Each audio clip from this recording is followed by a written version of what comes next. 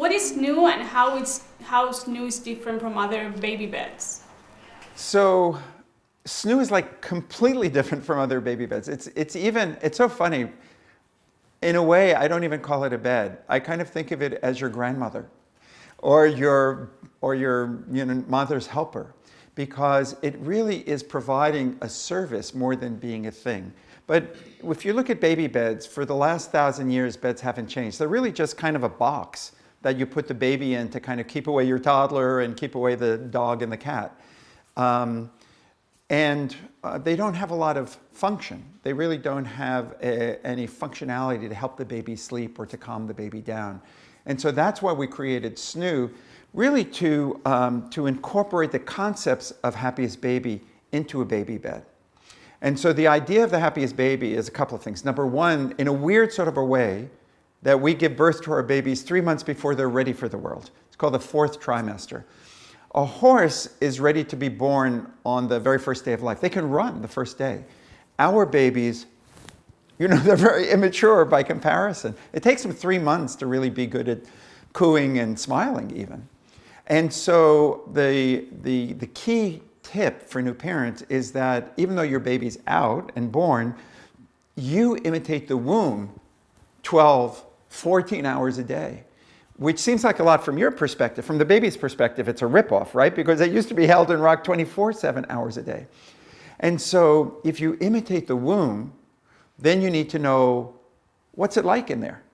And it turns out the womb is not quiet and still. It's a symphony of sensations. Every time you walk, there's jiggly motion. Every time you breathe, the diaphragm is pushing the baby down and rocking your baby. And the sound of the blood flow is 24/7. And they're snugly held. So to be born and you're in the world flat on your back in a quiet room, still not moving, you might think is right, but it's like totally wrong for a baby. It's like sensory deprivation. It's like putting you in a dark closet. Babies hate being flat on their back in a quiet room, still not moving. Now, of course, we want them on the back. That's the only safe position for the baby. But it's the least calming for a baby.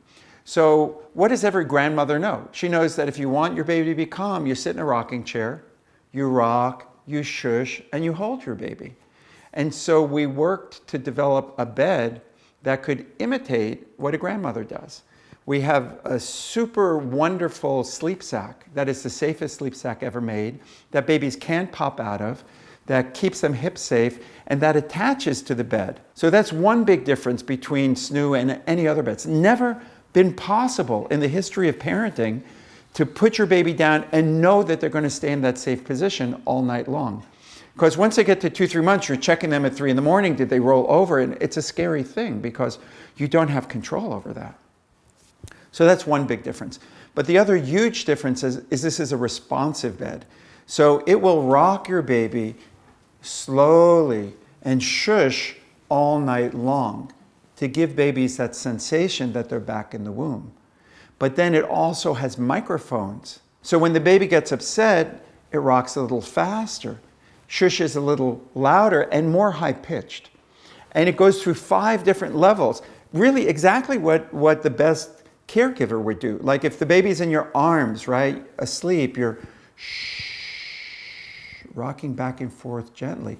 But if your baby gets upset, you bounce a little more, shush a little louder. The baby gets more upset, and if the baby still keeps crying, you go, this baby needs to eat. And that's what the bed is able to do. Go up these 5 different levels, and if the baby calms down, great, then it goes back slowly back down to baseline. But if the baby doesn't calm down, after a couple of minutes, the bed just stops. Because it means the baby's hungry. The baby needs a diaper change. The baby needs you.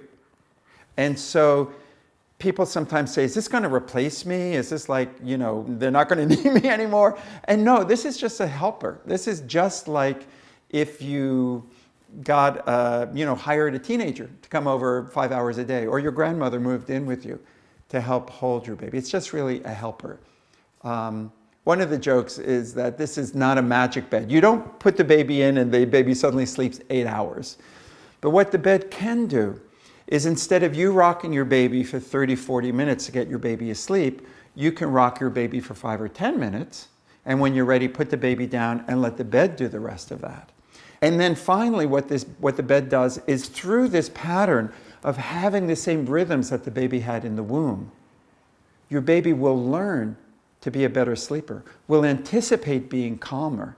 And what we see is that babies can sleep through growth spurts and colds and teething and other things that kind of disturb a baby's sleep over those first 3, 4, 5, 6 months of life. And we ultimately see these babies don't need to be sleep trained. You don't have to let them cry it out and suffer through that and make your baby suffer through that, because they naturally learn to sleep better because they get the rhythms that they were used to in the womb.